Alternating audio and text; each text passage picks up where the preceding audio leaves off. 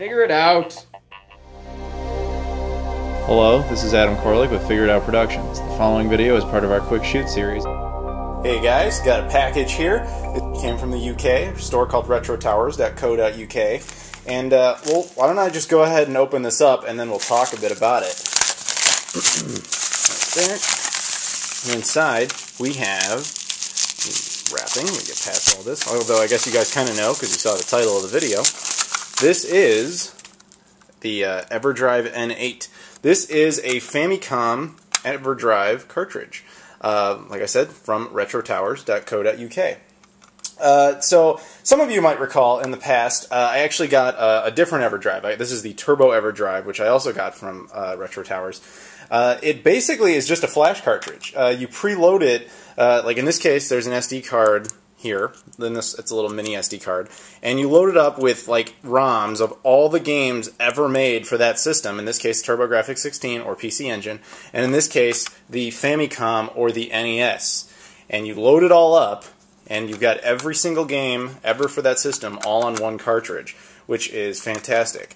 Now, it's got the SD card is right there. I don't know if they come stock with SD cards or with this case. This is something that the guys over at Retro Towers specifically did. I know they sell them with cases, so I requested black, and I'm pretty sure this is a donor cartridge. Now, I obviously haven't used it yet. I'll have to go ahead and try that out and load it up with some ROMs and everything. But now, of course, this is for a Famicom. I don't actually own a Famicom, but for those who do not know, the Famicom, which I'll show a picture of here, is the Japanese equivalent of what we know over here as the Nintendo Entertainment System. And but you'll notice immediately the big difference between the two is, look at the cartridge shape is drastically different. So that, of course, won't natively work in an NES, Nintendo Entertainment System. However, as I understand it, they are coming out with an NES version of this. But for now, I decided I really wanted to go ahead and get this because this is pretty neat. And I've been collecting the other Everdrives, and I thought, wow, it would be kind of, it would suck to let that one go. So I wanted to go ahead and get that. Now, this is kind of cool. The part of the reason I went ahead and did this, other than the fact that it came out, was that you guys hopefully saw that video I did about a big box of NES games. One of those games was Gyromite. And as I revealed in that video, this happens to be the version of Gyromite that contains inside of it a Famicom to NES cartridge converter, which means I will be able to use this cartridge on an NES. This is the inside of the Gyromite cartridge, and this, as you can see, this black part here and this bottom piece are a converter that allow you to play Famicom games on an NES. Now this right here, this little green part, is actually the game. That's the actual Famicom cartridge. So what I'm going to do is take this out and use it appropriately to get this cartridge on there. Now, some people, what you can do, if you want to save yourself a little bit of money, you don't actually have to buy it with the shell on it, a pre-made case like this. You can actually just buy the board. Now, I'm not going to do this, obviously, because I have the cartridge here, but people have been able, they designed the board, or at least I'm told that Crix, the guy who makes these things, designed the board so that it can actually fit in this adapter specifically, leaving room for that little hole there and everything, so you can just plug this in and basically turn the Gyromite cartridge or any of the other random cartridges that have Famicom adapters into basically an NES Everdrive if that's what you want to do. But like I said before, there is an NES version of this thing coming out. All the same, I wanted to get it because it's just really, really neat. So once you have it attached, it'll look like this, assuming you're using the Gyromite converter. Easiest way to tell is the 10NES chip, security chip thing, should be on the back of the cartridge like that, and that's what it should look like. So make sure you don't screw that up, because in theory it could damage something. If you guys want to see a video on some point, if you want me to do a video just about how to play Famicom games on an NES, like in general, if that's the subject video you want to see, let me know. I guess I could just use this again, but I would like to, even though this is obviously an Everdrive, a flash card, and it allows you to play everything, that doesn't mean that I'm going to use it and stop buying, games. I like to collect. So there's definitely a few Famicom titles out there that I want, and I'm going to get those, I think. I still need to get an actual Famicom, though. But point is, yeah, if you guys want to see that kind of video, a video on how to do that, let me know. and I'd be happy to do that, although I will have to go ahead and get some actual Famicom carts, but worst case scenario, I would just use this again. But yeah, so let me know about that. But anyway, let's go ahead and test this out. Okay, I've got the NES set up here, and the game, well, the cartridge and the adapter. Now, to note, you have to have the cartridge this way. You know, with the this label has to be down, all right, and it has to insert this way. Now, of course, this does not fit very well. It's not designed to fit that way, so it's understandable that it wouldn't. So I'm going to have to put the camera down and try and do this with two hands, which is not easy to do, but I think I just got it in there. Turn it on, and we get the pink screen of death for a second, and then it loads. So there you go, which is really awesome. That is the power of cleaning one of these things. Make sure you always do that. I've done videos on that before, and I've cut the 10 Nes security chip on this system, so you know, the NES is very fickle, but if you take care of it, like I have, like I've shown you guys how to do, then it will run things like this with just one try, just like that, and then, of course, you'll get the thing loaded. So now let's go ahead and switch over to some captured footage. Alright, here we are. I'm going to select ROMs. So you saw that first folder probably for a second there. That's where all your, like, data is for other things, the BIOS information on that. Anyway, so I selected ROMs, and that load time you saw was actually completely legit. Now, what I'm going to do here is pick a game first that I think everyone knows, and yeah, just so you guys can see an actual NES game that you're probably all familiar with running on this cartridge. And when you do that, I picked Contra. When you do that, you have three options. You can check out the information, and basically the only thing I could decipher there is it claims it's supported. You can hit select only, and you can hit select and run. And I'm not really sure what select only does. I think it just kind of preloads the game but doesn't start it. And this one loads the game and then starts it. Now that load time you just saw there is the actual load time. It's really fast, probably because NES games are really, really small.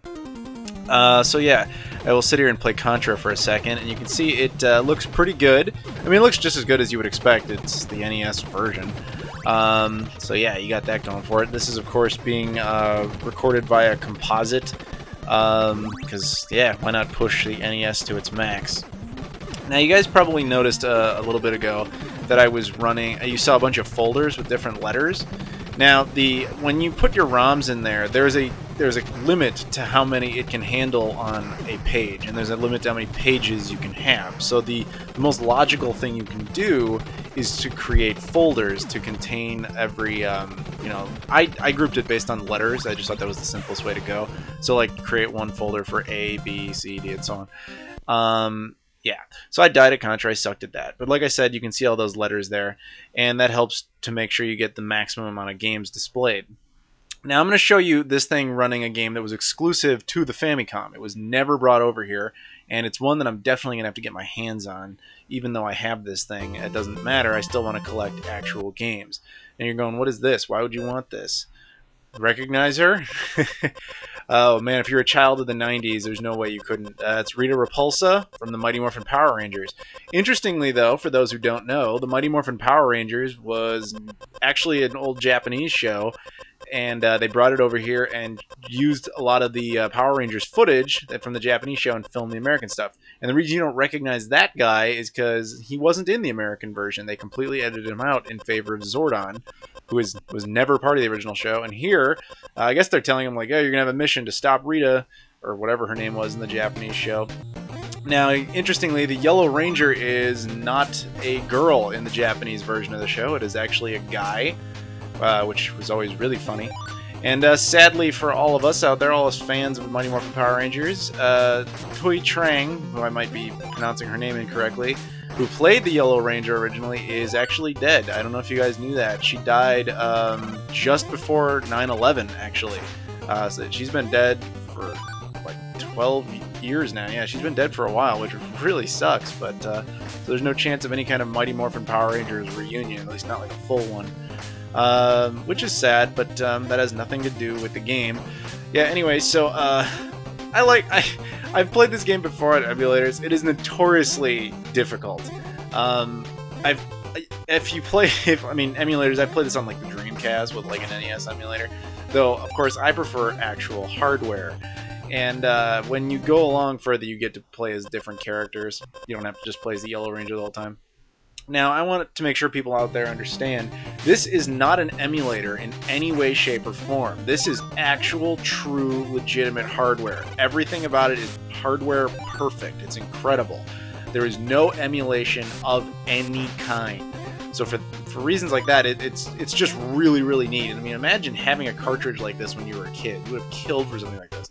But anyway, let's move past it. I'm going to hit the reset button. Now, I cut out some of the load time stuff in between there, but interesting thing about this Everdrive is that when you press reset, it actually just goes back to the menu. That's probably because the NES is notoriously fickle. So yeah, now I'm going to pick another game here. Now, this thing will also allow you to run hacked games, non-legitimate games. This is a clone of Super Mario Bros. 2 using Transformers characters, specifically the Dinobots. Now, I'm a massive Transformers fan, absolutely huge Transformers fan.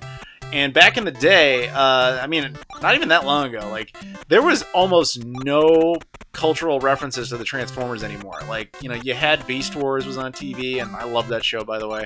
But it wasn't really popular, and we certainly really never got video games. So this is what a lot of Dreamcast fanatics would have to do, or video game fanatics, Transformer fanatics would have to do to have Transformer games. They basically have to make them themselves. So this one you're playing as the Dinobots, and I picked Grimlock because he is my favorite Transformer of all time. Now, one thing I don't like that this game does, again, of course, it's just a little hack game made by fans, is that, alright, see that? I got hit. Now, I was in my robot form as my, you know, strong form, and then I'm in the dinosaur mode as my weak form, which is, if anybody who's ever seen Transformers knows, that's completely wrong. Grimlock was a badass when he was in his Dinobot mode. He couldn't be, you know, hurt. He was the only Autobot that Megatron was actually afraid of. So, yeah, having him in his robot mode, he was actually not that strong. So it's kind of weird that whoever made the game screwed that up. But whatever. I died, so who cares? Let's move on. So, like I said, that thing proves that it can run like little hacked games. Now, here's something interesting. I don't know a whole lot about Earthbound. It's one of those games that my girlfriend's like obsessed with. And it says prototype everywhere. So I'm guessing that Earthbound for the NES never came out, or this is fan-made. I really don't know. But either way, I thought I'd show you guys running it. It says it's produced by Nintendo. So I don't know. I'm not actually that familiar with the NES library. It's surprising, I know, but it's a system I didn't grow up with at all, so I'm just not that familiar with it. But I'm based on just the fact that it said prototype, I'm guessing that it was never released. So yeah, all right. I have to name my character. I'm gonna name him after myself, because whatever, what the hell. Yeah, I don't know. Girl's name. Well, name it after my girlfriend. Why not? She likes she likes Earthbound, and her name is Kelly, and she is awesome. Other boy's name. I'll name him Emery. You guys know Emery. Some of you who watch Game Society Pimp stuff. One of my cohorts who helps me make shit for that channel. Last name. Okay, his won't fit, so I think I guess I'll do my other cohort's name. Aaron Yanda. I'll whatever it is. I'll call it Yanda. Wow, I am only just now noticing that doesn't say last name, it says the name of the last person. But anyway, so I guess favorite food, pizza. Why not? I'm from Chicago. We love pizza here. Deep dish pizza, but it doesn't look like that would fit, so cheap shout out to Lou Malnati's Pizza in Chicago. You make the best pizza in the world. While I have a second, I want to talk about the controls and the functionality of the Everdrive. They're a little counterintuitive. You have to press B to like select anything and make everything like operate, and I find that kind of annoying because I have a tendency to want to press start, and that just loads like the previous saved game, and A goes back. Don't really want to ruin Earthbound's plot for myself, although again, like, this isn't really the true Earthbound game, is it? So I don't know. I guess I'm showing you this because I am assuming that this is something kind of interesting and unique, and that was kind of what I was going for. I wanted to show you guys things you probably don't see very often unless you're using like an emulator or something. But again, this is not an emulator. It's legitimate, real hardware that is capable of running your domestic games through ROMs, of course, imports, which is awesome, and of course hack games and even prototypes like this, things that were never released, which I think is really, really cool. So let's see here. Earthbound. Okay, alright, I guess I'll go out this door. Why is there a lamp floating around? What? Lamp draws near. I'm supposed to fight it, I guess. Okay, alright. Whatever. I guess I'll fight it. Fight the lamp! I'll kick its ass. The lamp hit me! I suffered damage of 1. Well, I punched a lamp, and it took 3. I can't believe that took more than 1 hit, but... How is a lamp attacking me? Alright, I'm gonna punch this stupid lamp again. Yeah, lamp doesn't move anymore. It's not supposed to. Yeah, damn right I win. I punched the lamp in the face. Alright, what the hell's going on? I'm assuming there's more to this that I obviously just don't know. Whatever. So I'm gonna wander around here. There's a girl over there. That's cool. Whatever. I don't really want to try and get into this now. I guess, you know, obviously the Super Nintendo version is going to be far and away superior to this, so whatever. So yeah, that's a quick look at what it's like to run some games on this, and I think it's very user-friendly. Now, there's going to be some people out there that wonder if this will work on the top loader NES, and the answer is yes, it does, although I'm not going to bother showing that in this video, which I'll explain in a moment. Now, like the other NES, you have to put it in a way that is counterintuitive. You again have to show the label towards you, which is not easy to do with one hand, but yeah, there you go, inside. And yeah, that would run on the top loader NES. And of course the top loader NES is much more reliable than that thing, but of course it suffers the biggest possible flaw, which is RF only, no composite video, so the video quality is horrendous. But yeah, so trust me, it does work. Now you can actually, now obviously because this is a Famicom cartridge, it will work on a Famicom, it will work on an AV Famicom. I assume it would work perfectly fine on those Famicom twin system things, the ones that have the disk system and the system and the Famicom together all in one unit. I don't own an NES clone because I hate clone hardware, but I assume that that would work as well. So my overall opinion on the well, let me just show it to you. The the Everdrive N8 is it is a very good product. I would highly recommend it, just like all the Everdrives. Those things are all really good flash cards and really easy to use. Now this one was a little bit more complicated because out of the box, you have to download the appropriate materials for a SD card. Now, I was told, I can't get it out with one hand, but that's where the SD card slot is. It's micro SD, as I mentioned before. It's a little bit more difficult to use than some of the other ones because it had to be pre-formatted. I've never had another one that had to do that, although that was, you know, I don't know why exactly that is. But I know I bought it from, like I said before, I bought it from retrotowers.co.uk. And they were nice enough to pre-format it for me, so I didn't actually have to do that. I think if you ask, he would probably do that. But that, of course, is provided you buy the SD card. The SD card does not come with this. You have to get your own. So if you pay them for the SD card, which you'd have to take up with them, I guess, then they'll do that probably, and then pre-format it for you so that all you'd have to do is go ahead and find your own games. Now that's up to you and up to your dealings with Retro Towers, which again I recommend going to them, and I've mentioned this before and I'll mention it one more time. If you go to retrotowers.co.uk and you buy this or any other product on their website, if you use my name as a coupon code, which I'll display right here, if you use that you get 5% off your order. Anything, off this, off of any item in the entire store, you get 5% off collectively. So that's pretty awesome, and I hope you guys go ahead and use that. But yeah, in short, I think this is actually a really awesome, and I highly recommend it. Though my opinion, I have not used, like I said before, they're making an NES version of this, so that you don't need any kind of adapter like I have here. Now that'll be massively convenient for mostly the American and Canadian audiences, and I guess European audiences really.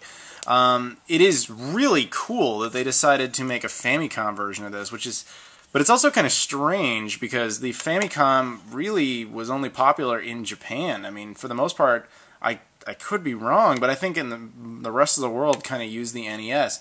Though there probably are way more Fami clones in the world than there are NES clones. And that being the case, maybe there is more of a demand for a Famicom-style cartridge. But as I said, I was told that they are making an NES version of this, and that would be much more convenient for Western audiences. However, I don't know which, I mean, I haven't used the other one. I don't know exactly which one I would recommend, because I would recommend both. I'm sure they're both great products. In fact, I know this one is. But the adapter, it's not easy to come by, which does kind of suck, but this one will definitely be more universal, because I can use it on the Famicom if I ever get one, and I can use it on both of these versions of the NES. But again, that's because I have the adapter. Now, I guess with the NES one, you could play it on a Famicom, but you'd have to have the reverse type of adapter, which I do not have. So, for me, in the event I eventually get a Famicom, this is going to be great, because I won't have to, you know, I can get just a couple of games. Like, I want to get that Power Rangers game I showed you guys, but there are not a whole lot of Famicom games I really, really need. So if I ever just decide I would just like to play it on the Famicom because it's more convenient, this will just be the way to go. But I think I probably will also get the NES version, which I will do a review of eventually. So, once again, guys, I would recommend getting one, and go to retrotowers.co.uk and use my name as a coupon code and get yourself 5% off on an Everdrive N8. Thanks for watching, everybody.